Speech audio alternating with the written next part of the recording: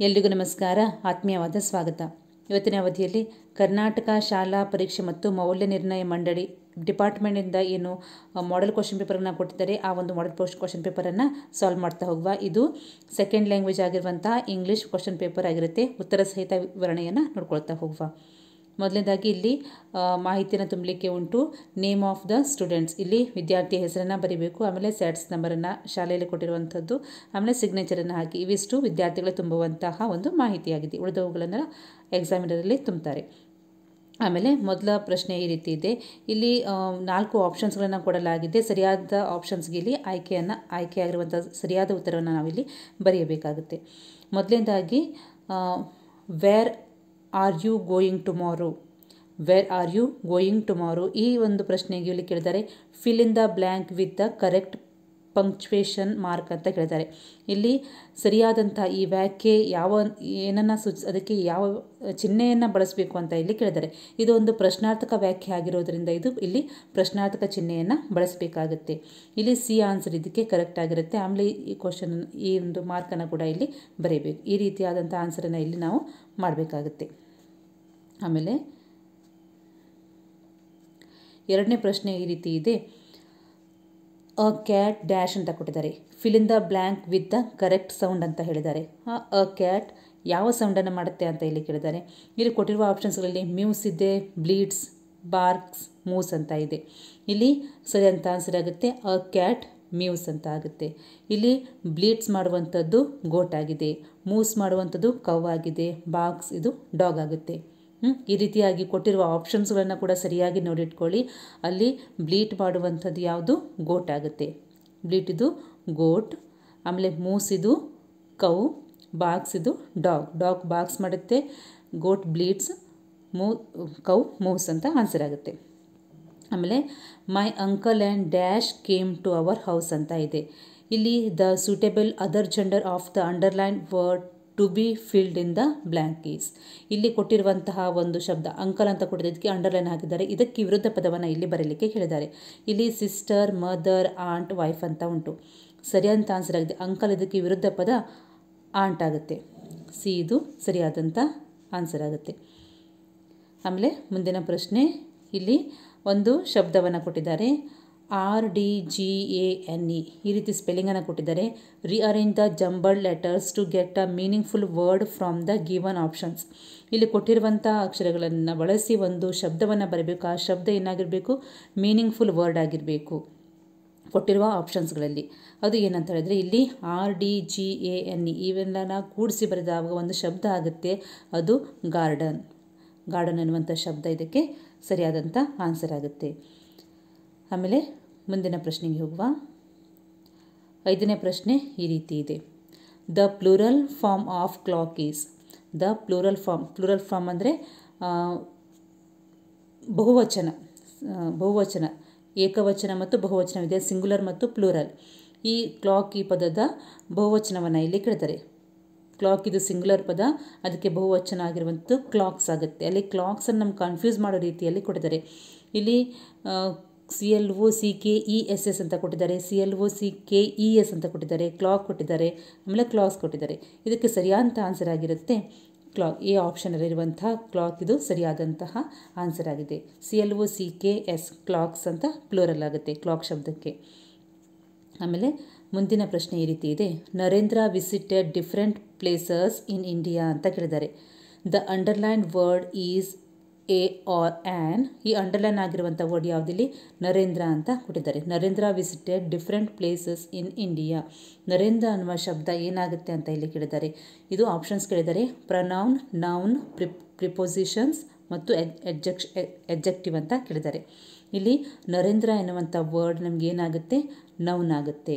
B option ಇದಕ್ಕೆ ಸರಿಯಾಗುತ್ತೆ. Pronoun ಅಂದರೆ ಹಿ, she, it ಬಂದರೆ ಇದು ಪ್ರೊನೌನಿಗೆ ಹೋಗುತ್ತೆ. ಹಿ, ಶಿ, ಇಟ್ ಅಂತ ಬಂದದ್ದು ಪ್ರೊನೌನ್ ಆಗುತ್ತೆ. ಪ್ರಿಪೋಸಿಷನ್ ಅಂದರೆ ಇನ್, ಆನ್, ಫ್ರಾಮ್, ಫಾರ್ ಇವೆಲ್ಲ ಪ್ರಿಪೋಸಿಷನಲ್ಲಿ ಬರ್ತವೆ. ಆಮೇಲೆ ಮುಂದಿನ ಪ್ರಶ್ನೆ, the cat is sitting dash the table ಅಂತ ಇದೆ. The cat is sitting dash the table. ಇಲ್ಲಿ ಪಿಕ್ಚರನ್ನು ಕೊಟ್ಟಿದ್ದಾರೆ. ಈ ಟೇಬಲಿನ ಕೆಳಗಡೆಗೆ ಬೆಕ್ಕು ಇದೆ. ಅದರ ಏನಿದೆ? ಕೆಳಗಡೆಯಲ್ಲಿ ಇದೆ. ಇಲ್ಲಿ the correct word to be filled in the blank is under ಆಗುತ್ತೆ. ಅಂಡರ್ ಎನ್ನುವ ಶಬ್ದ ಇದಕ್ಕೆ ಸರಿಯಾಗುತ್ತೆ. The cat is under the table.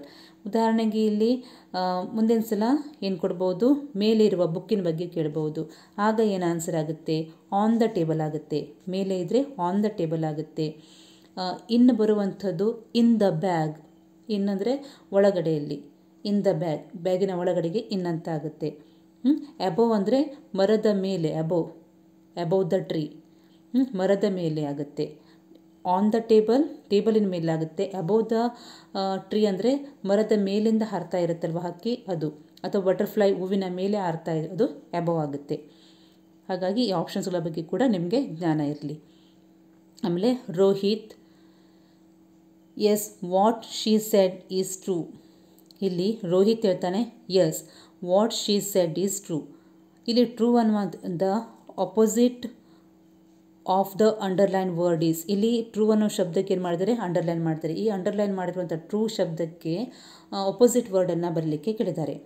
ಇಲ್ಲಿ ಟ್ರೂ ಅಂತ ಹೇಳಿದರೆ ಸತ್ಯ ಅಂತ ಆಗುತ್ತೆ, ಅದಕ್ಕೆ ಟ್ರೂ ಸರಿ ಅಂತ ಆಗುತ್ತೆ, ಅದಕ್ಕೆ ವಿರುದ್ಧವಾದದ್ದು ತಪ್ಪು ಅಂತ ಆಗುತ್ತೆ, ಫಾಲ್ಸ್.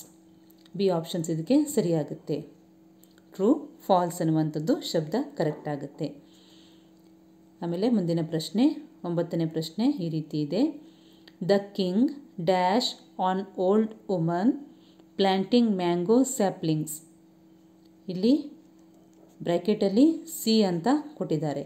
ಇಲ್ಲಿ ಬಂದಿರುವಂಥ ವ್ಯಾಖ್ಯೆ ಒಂದು ಪಾಸ್ಟ್ ಟೆನ್ಸಲ್ಲಿ ಇದೆ, ಭೂತಕಾಲದಲ್ಲಿ ಇದೆ, ಹಿಂದೆ ಆಗಿರುವಂಥ ಒಂದು ಕಾರ್ಯವಾಗಿದೆ ಇದು. The king dash an old woman planting mango sapling. ಇಲ್ಲಿ ಸಿ ಇದಕ್ಕೆ ನಾವೇನು ಮಾಡಬೇಕಾಗುತ್ತೆ, the correct past form of the verb given in the brackets. ಇಲ್ಲಿ ಪಾಸ್ಟ್ ಫಾರ್ಮನ್ನು ಕೇಳಿದ್ದಾರೆ, ಭೂತಕಾಲವನ್ನು ಕೇಳಿದ್ದಾರೆ. ಹಾಗಾಗಿ ಸಿ ಇದಕ್ಕೆ ಭೂತಕಾಲ ಏನಾಗುತ್ತೆ, ಸಾ ಅನ್ನುವಂಥ answer ಸರಿಯಾಗುತ್ತೆ. The king saw an old woman planting mango sapling. ಇದು ಸೀಯಿಂಗ್, ಸೀಸ್, ಸಿ ಎಲ್ಲ ತಪ್ಪಾಗುತ್ತೆ. ಸಾ ಅನ್ನುವಂಥ ಆನ್ಸರ್ ಸರಿಯಾಗಿದೆ. ಆಮೇಲೆ ಮುಂದಿನ ಪ್ರಶ್ನೆ, this is a dash mountain ಅಂತ ಕೇಳಿದ್ದಾರೆ. Fill in the blank with suitable adjectives ಅಂತ ಕೇಳಿದ್ದಾರೆ. ಇಲ್ಲಿ ನಿಮಗೆ ಹಿಂದೆ ಒಂದು ಅಡ್ಜೆಕ್ಟಿವ್ ಅಂತ ಬಂದಿತ್ತು, ಆಗ ನಾನು ನಿಮಗೆ ಹೇಳಿರಲಿಲ್ಲ, ಹೀಗೆ ಹೇಳ್ತೀನಿ ನೋಡಿ. ಅಡ್ಜೆಕ್ಟಿವ್ ಅಂದರೆ ಈಗ ಇದು ಮೌಂಟೇನ್ ಅಂತ ಹೇಳಿದ್ದಾರೆ. ಮೌಂಟೇನ್ ಇದು ಆ ಒಂದು ವಸ್ತುವನ್ನು ಹೇಳುತ್ತೆ. ಅದರ ಹಿಂದೆ ಆ ವಸ್ತುವಿನ ಒಂದು ಗುಣ ವಿಶೇಷತೆಯನ್ನು ನಾವು ಏನು ಹೇಳ್ತೀವಿ, ಅದು ಇಲ್ಲಿ ಅಡ್ಜೆಕ್ಟಿವ್ ಆಗುತ್ತೆ.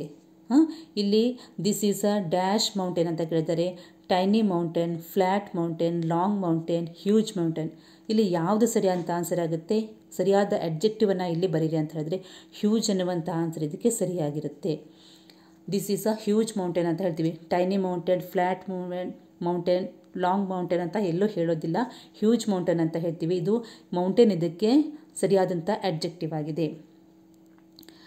ಇಲ್ಲಿ ಅಡ್ಜೆಕ್ಟಿವ್ಸ್ ಅಂತ ಹೇಳಿದರೆ ಆ ಒಂದು ವಸ್ತುವಿನ ಬಗ್ಗೆ ಇರುವ ಒಂದು ಗುಣವನ್ನು, ಅದರ ಒಂದು ವಿಶೇಷತೆಯನ್ನು ಹೇಳುವಂಥದ್ದೇ ಅಡ್ಜೆಕ್ಟಿವ್ಸ್ ಆಗುತ್ತೆ. ಇಲ್ಲಿ ಟೈನಿ, ಫ್ಲ್ಯಾಟ್, ಸ್ಮಾಲ್, ಬಿಗ್ ಇವೆಲ್ಲವೂ ಅಡ್ಜೆಕ್ಟಿವ್ಸಲ್ಲಿ ಬರುವಂತಹ ಶಬ್ದಗಳಾಗ್ತವೆ. ಆಮೇಲೆ ಮುಂದಿನ ಪ್ರಶ್ನೆಯಲ್ಲಿ ಸೆಕೆಂಡ್ ಮೇನ್ ಕ್ವಶನ್ ಈ ರೀತಿ ಇದೆ. Answer the following questions from 11 to 14 as directed. ಅಲ್ಲಿ ಪ್ರತಿಯೊಂದು ಪ್ರಶ್ನೆಗೂ ಬೇರೆ ಬೇರೆ ಡೈರೆಕ್ಟ್ ಕ್ವಶನ್ಸ್ಗಳನ್ನು ಕೇಳಿದರೆ ಅದೇ ರೀತಿಯಲ್ಲಿ ಆನ್ಸರ್ ಮಾಡಬೇಕಾಗುತ್ತೆ. ಇಲ್ಲಿ 11ಗೆ ಸಾಲ್ವ್ ದ ರೈಡಲ್ ಅಂತ ಹೇಳಿದ್ದಾರೆ.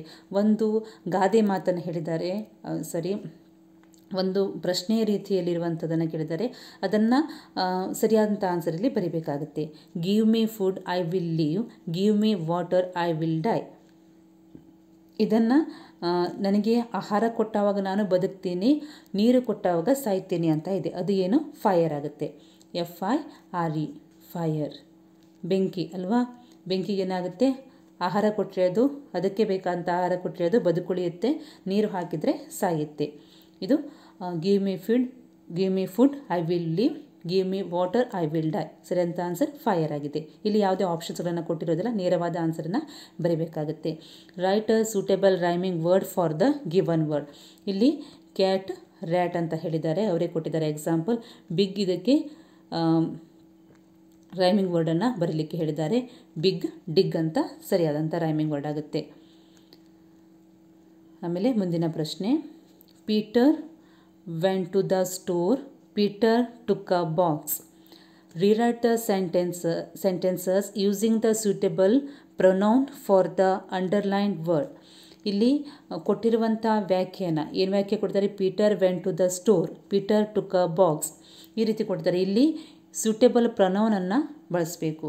ಇಲ್ಲಿ ಒಂದು ನೌನ್ ಇದೆ, ಇನ್ನೊಂದು ಇಲ್ಲಿ ಕೇವಲ ನೌನ್ ಅಂತ ನೌನ್ ಅಂದರೆ ಏನು? ಒಬ್ಬ ವ್ಯಕ್ತಿಯ ಹೆಸರು, ಒಂದು ಊರಿನ ಹೆಸರು, ಒಂದು ವಸ್ತುವಿನ ಹೆಸರಾಗುತ್ತೆ. ಇಲ್ಲಿ ಪೀಟರ್ ಅಂತ ಒಬ್ಬ ವ್ಯಕ್ತಿ ಹೆಸರನ್ನು ಕೊಟ್ಟಿದ್ದಾರೆ, ಇದು ನೌನ್ ಆಗುತ್ತೆ. ಪ್ರೊನೌನ್ ಅಂದರೆ ಆ ವ್ಯಕ್ತಿ, ಆ ವಸ್ತುವಿನ ಬದಲಿಗೆ ನಾವು ಏನು ಹಿ, ಶಿ, ಇಟ್ ಅಂತ ಬಳಸ್ತೀವಿ, ಅದು ಪ್ರೊನೌನ್ ಆಗುತ್ತೆ. ಅವನು, ಅವಳು, ಅದು, ಇದು ಅಂತ ಬಳಸ್ತೀವಲ್ವ, ಅದು ಸರ್ವನಾಮ ಆಗುತ್ತೆ. ಇಲ್ಲಿ ನೌನ್ ಅಂದರೆ ನಾಮಪದ, ಪ್ರೊನೌನ್ ಅಂದರೆ ಸರ್ವನಾಮ.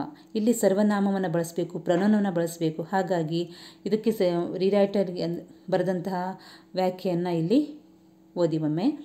Peter went to the store, he took a box. ಹೀಗೆ ಹೇಳ್ತೀವಲ್ವ ನಾವು, ಪೀಟರ್ ಸ್ಟೋರಿಗೆ ಹೋದನು, ಅವನು ಬಾಕ್ಸನ್ನು ಖರೀದಿಸಿದನು ಅಂತ ಹೇಳ್ತೀವಿ.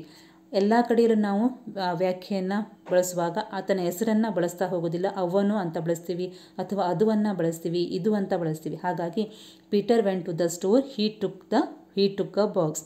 ಇಲ್ಲಿ ಹೀ ಅನ್ನುವಂಥದ್ದು ಪ್ರೊನೌನ್ ಆಗುತ್ತೆ, ಸರ್ವನಾಮ ಆಗುತ್ತೆ. ಆಮೇಲೆ ರೀಡ್ ದ ಗಿವನ್ ರೈಮ್. ಒಂದು ರೈಮನ್ನು, ಒಂದು ಪದ್ಯವನ್ನು ಕೊಟ್ಟಿದ್ದಾರೆ, ಇದನ್ನು ಓದಬೇಕು. Soft kitty, warm kitty, little ball for fur, happy kitty, sleepy kitty, fur ಅಂತ ಕೊಟ್ಟಿದ್ದಾರೆ. ಇಲ್ಲಿ identify the word that is repeated the most repeated ಅಂದರೆ ಹೆಚ್ಚಾಗಿ ರಿಪೀಟ್ ಆಗಿರುವಂತಹ ಶಬ್ದವನ್ನು ಇಲ್ಲಿ ಬರೀಲಿಕ್ಕೆ ಹೇಳಿದ್ದಾರೆ.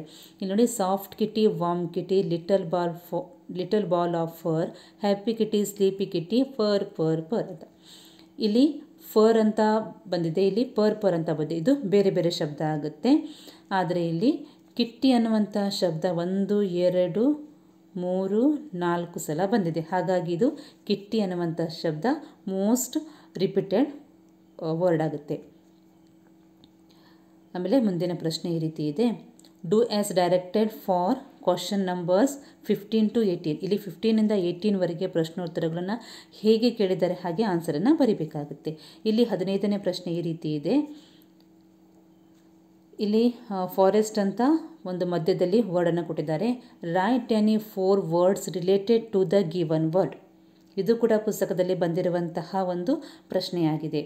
ಇಲ್ಲಿ ಫಾರೆಸ್ಟ್ ಅನ್ನುವಂಥದ್ದಕ್ಕೆ 4 ಶಬ್ದ, ಅದಕ್ಕೆ ರಿಲೇಟ್ ಆಗಿರುವಂಥ, ಅದಕ್ಕೆ ಸಂಬಂಧಪಟ್ಟಂಥ 4 ಶಬ್ದಗಳನ್ನು ಬರಲಿಕ್ಕೆ ಕೇಳಿದ್ದಾರೆ. ಫಾರೆಸ್ಟಲ್ಲಿ ನಾನು ಟ್ರೀ, ರೇನ್, ವುಡ್, ಆ್ಯನಿಮಲ್ಸ್ ಅಂತ ತಗೊಂಡಿದ್ದೀನಿ. ಫಾರೆಸ್ಟಿಗೆ ಸಂಬಂಧಪಟ್ಟಂಥದ್ದೇ ಟ್ರೀ ಆಗುತ್ತೆ, ಟ್ರೀಗೆ ಸಂಬಂಧಪಟ್ಟಂಥದ್ದೇ ಮಳೆ ಇರುತ್ತೆ. ಫಾರೆಸ್ಟ್ಗೆ ಸಂಬಂಧಪಟ್ಟಂತೆ ಆ್ಯನಿಮಲ್ಸ್, ವುಡ್, ಬರ್ಡ್ಸ್ ತುಂಬ ಬರ್ತವೆ. ಫಾರೆಸ್ಟ್ಗೆ ಸಂಬಂಧಪಟ್ಟಂತೆ ಯಾವುದೇ 4 ಶಬ್ದಗಳನ್ನು ಬರೀಬೋದು. ಇಂಥ ಪ್ರಶ್ನೆ ಕೂಡ ಆಗುವಂಥ ಚಾನ್ಸಸ್ ಇರುತ್ತೆ. ಖಂಡಿತ ಇದು ಹಾಗೇ ಆಗುತ್ತೆ. ಮೋಸ್ಟ್ ರಿಪೀಟೆಡ್ ಕ್ವಶನ್ ಕೂಡ ಹೌದು ಇದು. ಆಮೇಲೆ make 4 words from the given word and write them. ಇದು ಕೂಡ ರಿಪೀಟೆಡ್ ಕ್ವಶನ್ ಕೂಡ. ಅಂಡರ್ಸ್ಟ್ಯಾಂಡ್ ಅನ್ನುವಂಥ ವರ್ಡನ್ನು ಕೊಟ್ಟಿದ್ದಾರೆ, ಅದರಿಂದ ಬರುವ ಆ ಒಂದು ಶಬ್ದದಲ್ಲಿ ಬರುವಂತಹ ಅಕ್ಷರಗಳನ್ನು ಬಳಸಿ ಬೇರೆ ಬೇರೆ ಶಬ್ದಗಳನ್ನು ಮಾಡುವಂಥದ್ದು. ಇಲ್ಲಿ ಅಂಡರ್ಸ್ಟ್ಯಾಂಡ್, ಇಲ್ಲಿ ಅಂಡರ್, ಸ್ಟ್ಯಾಂಡ್, ಇವು ಬೇರೆ ಬೇರೆ ಶಬ್ದಗಳಾಗ್ತವೆ. ರೆಸ್ಟ್ ಅನ್ನುವಂಥ ಶಬ್ದ ಇದೆ, ಸ್ಟಾರ್ ಅನ್ನುವಂಥ ಶಬ್ದ ಇದೆ, ಆ್ಯಂಡ್ ಇದೆ, ಡಸ್ಟ್ ಇದೆ, ಇನ್ನೂ ಹಲವಾರು ಶಬ್ದಗಳು ಹುಡುಕಿದ್ರೆ ನಿಮಗೆ ಸಿಗ್ಬೋದು. ಈ 6 ಶಬ್ದಗಳನ್ನು ಬರೆದಿದ್ದೀನಿ. ಅವರು word from given word and write them 4 ಶಬ್ದಗಳನ್ನು ಬರಲಿಕ್ಕೆ ಕೊಟ್ಟಿದ್ದಾರೆ. 2 ಜಾಸ್ತಿ ಶಬ್ದಗಳನ್ನು ಕೂಡ ಬರೆದಿದ್ದೀನಿ. ಆಮೇಲೆ ಮುಂದಿನ ಪ್ರಶ್ನೆ ಈ ರೀತಿ ಇದೆ. Frame sentence of your own using the given word. ಇಲ್ಲಿ 2 ಶಬ್ದಗಳನ್ನ ಕೊಟ್ಟಿದ್ದಾರೆ, ಅದನ್ನು ನಿಮ್ಮ ಸ್ವಂತ ವಾಕ್ಯದಲ್ಲಿ ಬರೀಲಿಕ್ಕೆ ಉಂಟು. ಈ ರೀತಿ 2 ಶಬ್ದಗಳನ್ನು ಖಂಡಿತವಾಗಿ ಕೇಳ್ತಾರೆ. ಹಾಗಾಗಿ ನಿಮ್ಮ ಬಾಯಿ ಮಾತಿನಲ್ಲಿ ಶಬ್ದಗಳನ್ನು ಮಾಡಲಿಕ್ಕೆ ಆದಷ್ಟು ಕಲಿತ್ಕೊಳ್ಳಿ. ಇಲ್ಲಿ ಮೊದಲನೇದಾಗಿ ಟೇಬಲ್ ಅಂತ ಕೇಳಿದ್ದಾರೆ. Pen stand is on the table ಅಲ್ವಾ? Pen stand is on the table, ಅಥವಾ ಬೇರೆ ಯಾವುದೇ ವಸ್ತುವನ್ನು ಆನ್ ದ ಟೇಬಲ್ ಅಂತ ನೀವು ವ್ಯಾಖ್ಯೆಯನ್ನು ಬರಿಬೋದು. ಆಮೇಲೆ ಬೈಸಿಕಲ್ ಅಂತ ಇದೆ. My brother have a bicycle. ನನ್ನ ಸಹೋದರನ ಹತ್ರ ಬೈಸಿಕಲ್ ಇದೆ ಅಂತ ಅದನ್ನು ನಾನು my brother have a bicycle ಅಂತ ಹೇಳಿದ್ದೀನಿ. ಇಲ್ಲಿ ಬೈಸಿಕಲ್ ಬದಲಿಗೆ ಬೇರೆ ಯಾವುದು ವಸ್ತು ಇದ್ದರೆ ಅದು ಯಾರ ಹತ್ರ ಇದೆ ಅಂತ ಕೂಡ ನೀವು ಹಾಗೆ ಕೂಡ ಬರೀಬಹುದು. ಆಮೇಲೆ ಮುಂದಿನ ಪ್ರಶ್ನೆ ಒಂದು ಶಬ್ದವನ್ನು ಪಝಲ್ ಮಾಡುವಂಥದ್ದನ್ನು ಇಲ್ಲಿ ಕೊಟ್ಟಿದ್ದಾರೆ. ಸಾಲ್ವ್ ದ ಕ್ರಾಸ್ವರ್ಡ್ ಪಝಲ್ಸ್ ಅಂತ ಕೊಟ್ಟಿದ್ದಾರೆ. ಇಲ್ಲಿ 2 ರೀತಿಯಲ್ಲಿದೆ. ಇದು ಒಂದು ಡೌನಲ್ಲಿ ಇದೆ, ಇನ್ನೊಂದು ಅಕ್ರಾಸಲ್ಲಿ ಇದೆ. ಇಲ್ಲಿ ಡೌನಲ್ಲಿ ಬರುವಂಥದ್ದು ಈ ರೀತಿ ಬರುತ್ತೆ, ಅಕ್ರಾಸ್ ಅಂದರೆ ಈ ರೀತಿ ಬರುತ್ತೆ. ಮೊದಲನೇದಾಗಿ ವಿ ಸ್ಟಡಿ ಇನ್ ಅಂತ ಇದೆ. ಇಲ್ಲಿ ಎಸ್ ಅಂತ ಇರೋದು we study in school, SCHOOL. ಇಲ್ಲಿ ಓ ಕೂಡ ಮಧ್ಯದಲ್ಲಿ ಇದೆ. Children like to fly this, ಮಕ್ಕಳು ಈ ರೀತಿ ಹಾರಲು ಬಯಸ್ತಾರೆ. ಹೇಗೆ? ಅದು ಕೈಟ್. ಇಲ್ಲಿ ಕೆ ಕೊಟ್ಟಿರೋದ್ರಿಂದ KITE ಕೈಟ್ ಆಗುತ್ತೆ. ಇದು ಅಪ್ ಟು ಡೌನ್ ಇರುವಂತಹ 2 ಸಾಲುಗಳಾಗ್ತವೆ. ಆಮೇಲೆ ಅಕ್ರಾಸ್ ಅಂದರೆ ಪಕ್ಕದಲ್ಲಿ ಬರುವಂತಹ ಸಾಲು, ಅಡ್ಡ ಸಾಲುಗಳು. ಇಲ್ಲಿ 3, ಇಲ್ಲಿ ಸಂಖ್ಯೆ ಕೊಟ್ಟಿದ್ದಾರೆ. We use it to write ಅಂತ ಹೇಳಿದೆ. ನಾವು ಇದನ್ನು ಬರೀಲಿಕ್ಕೆ ಬಳಸ್ತೀವಿ. ಬುಕ್, BOOK, O ಮತ್ತು K ಅಲ್ಲಿದೆ ಆಲ್ರೆಡಿ. ಆಮೇಲೆ the number that comes after 9 is 10. ಇವಿಷ್ಟು ಈ ರೀತಿಯ ಒಂದು ಪಜಲನ್ನು ಕೂಡ ಕೇಳ್ತಾರೆ, ಹಾಗಾಗಿ ಸ್ವಲ್ಪ ಜ್ಞಾನ ಇರಲಿ. ಆಮೇಲೆ ಮುಂದೆ answer question number 19 and 20 as directed. 19ಇಂದ 20ವರೆಗೆ ಕ್ವಶನ್ಸ್ಗಳನ್ನು ಹೇಗೆ ಕೇಳಿದ್ದಾರೆ ಹಾಗೆ ಆನ್ಸರ್ ಬರಲಿಕ್ಕೆ ಹೇಳ್ತಾರೆ. ಇಲ್ಲಿ ಪ್ರತಿಯೊಂದು ಕ್ವಶನಿಗೆ ಏನಿದೆ ಅಂತ ಹೇಳಿದರೆ 2 ಮಾರ್ಕ್ಸ್ಗಳು ಇವೆ. 2 ಕ್ವಶನ್ಸನ್ನು ಕೇಳಿದ್ದಾರೆ, 3 ಮಾರ್ಕ್ಸ್ಗಳು ಇವೆ. ಪ್ರತಿಯೊಂದು ಪ್ರಶ್ನೆಗೂ 3 ಮಾರ್ಕ್ಸ್ ಇದೆ. ಹಾಗಾಗಿ ಈ ತುಂಬ ಹೆಚ್ಚುವರಿ ಮಾರ್ಕ್ಸ್ ಇದು. ಇದನ್ನು ಯಾವುದೇ ರೀತಿಯಲ್ಲಿ ಕಳ್ಕೊಳ್ಳಿಕ್ಕೆ ಹೋಗ್ಬಿಡಿ, ಏನಾದರೂ ಅದನ್ನು ಬರೀಲಿಕ್ಕೆ ಟ್ರೈ ಮಾಡಿ. ಇಲ್ಲಿ 19ನೇ ಪ್ರಶ್ನೆ ಈ ರೀತಿ ಇದೆ. Draw the picture of a toy, colour it and right 2-3 sentences about it. ಇಲ್ಲಿ ನಿಮ್ಮ ಒಂದು ಪ್ರೀತಿಯ ನಿಮಗೆ ಇಷ್ಟವಾದ ಆಟಿಕೆಯನ್ನು ಡ್ರಾ ಮಾಡಲಿಕ್ಕೆ ಹೇಳಿದ್ದಾರೆ, ಕಲರ್ ಮಾಡಲಿಕ್ಕೆ ಹೇಳಿದ್ದಾರೆ. ಆಮೇಲೆ 2-3 ಸೆಂಟೆನ್ಸಲ್ಲಿ ಅದನ್ನು ಬರೀಲಿಕ್ಕೆ ಹೇಳಿದ್ದಾರೆ. ನಾನು ಇಲ್ಲಿ ಒಂದು ಚೆಂಡನ್ನು ಬಾಲನ್ನು ಡ್ರಾ ಮಾಡಿದ್ದೀನಿ, ಬಟ್ ಕಲರ್ ಮಾಡಲಿಲ್ಲ. ನೀವು ಖಂಡಿತ ಕಲರ್ ಮಾಡಿ ಅದನ್ನು. ಆಮೇಲೆ ಅದ್ರ ಬಗ್ಗೆ ಬರೀಲಿಕ್ಕೆ ಹೇಳಿದ್ದಾರೆ. ನಿಮ್ಗೆ ಇಷ್ಟವಾದ ಯಾವುದೇ ಆಟದ ವಸ್ತುವನ್ನು ನೀವು ಕೂಡ ಬರಿಬೋದು. ಇಲ್ಲಿ ಬರೆದಿರುವಂಥದ್ದು ನೋಡಿ, my favourite toy is ball. It is round in shape. It bounce up and down. I love to play with it in the playground. It comes in different colours like red, blue, green. I like to play with my friends. ಈ ರೀತಿಯಾಗಿ ball ಬಗ್ಗೆ ಒಂದು ಚಿಕ್ಕ ಒಂದು 5-6 ಸಾಲುಗಳಲ್ಲಿ ಆ ಒಂದು ball ಬಗ್ಗೆ ಬರ್ತಿದ್ದೀನಿ. ಹೀಗೆ ನೀವು ಯಾವುದೇ ಒಂದು ಪ್ರಶ್ನೆ ಕೇಳಿದರೆ ನಿಮ್ಮ ಒಂದು ಓನಾಗಿ ನಿಮಗೆ ಗೊತ್ತಿರುವಷ್ಟಿಗೆ ಏನಾದರೂ ಒಂದು ಬರೀಲಿಕ್ಕೆ ಪ್ರಯತ್ನ ಮಾಡಿ.